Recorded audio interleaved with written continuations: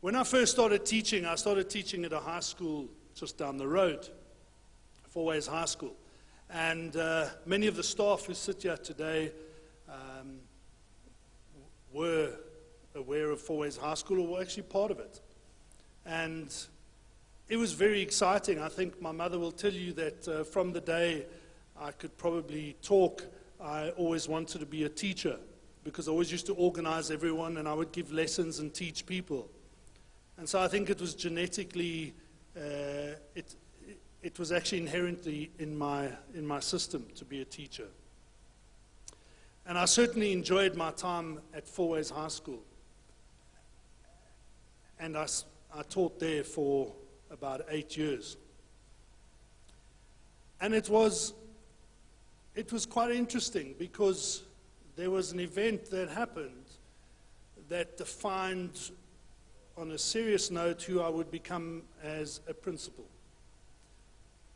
Early on, probably, I think it was in 1994, we had gone away, Gordon and I had gone away overseas, and we came back at the start of the holiday, and arriving back at the school, I'd arrived that morning, and someone had spray painted on the front wall, "Fuchs, you faggot."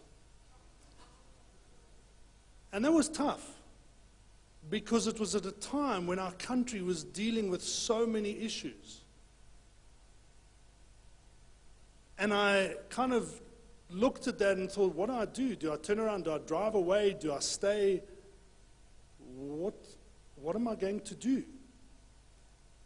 You see, I was very private about who I was as an individual. My decision was to no longer hide. What defined me as a teacher and as a human being was to say, we need to look after people. We need to provide a space in society where, regardless of who you are, you find your spot and you are comfortable to be there.